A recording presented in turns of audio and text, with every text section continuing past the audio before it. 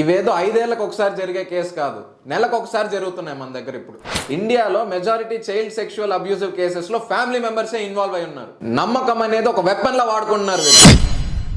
Incident అయిపోయింది, compensation వచ్చేసింది, ఏం చేద్దాం అంటారు? ఇప్పుడు ఇలాంటివి మళ్ళీ జరగకూడదంటే ఏం చేయాలంటారు? క్యాండిల్స్ పట్టుకొని తిరగడమో, మార్చెస్ చేయడమో, ధర్నాలు చేయడమో, హ్యాష్ ట్యాగ్స్ పెట్టడమో సరిపోద్ది. దీనికి పిల్లలకి బాడీ సేఫ్టీ ఎడ్యుకేషన్ ఇవ్వాలి. ఎంత ఫ్యామిలీ మెంబర్స్ అయినా వాళ్ళ మీద ఎంత నమ్మకం ఉన్నా పేరెంట్ ప్రెజెన్స్ లేకుండా పిల్లల్ని అక్కడ పెట్టకూడదు. 3.5 సంవత్సరం పాప, అసలు తనకి ఏం జరుగుతుందో కూడా తనకు తెలియదు. అసలు ప్రపంచం అంటే ఏంటో చూసే లోపలే చనిపోయింది. అండ్ ఈరోజు ఆ పాప మాటను గొంతులో ఆపేశారు కాబట్టే మేము మాట్లాడుతున్నాం. మీరు వింటున్నది రెబల్ వాయిస్. మాట రాని ప్రతి బిడ్డ కోసం మాట్లాడతాం, మాట్లాడలేని ప్రతి పేరెంట్స్ కోసం మాట్లాడతాం.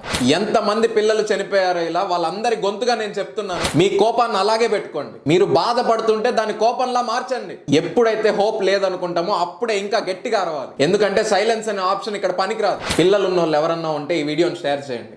జాగ్రత్తగా ఉండమని వాళ్ళకి చెప్పండి. ఇలాంటి రెస్పాన్సిబుల్ వీడియో, ఇలాంటి అవేర్నెస్ తెచ్చే వీడియో నా దగ్గర నుంచి మీకు రోజు వస్తాయి. మన గొంతు సౌండ్ పెంచాలనుకుంటే సబ్స్క్రైబ్ నొక్కండి.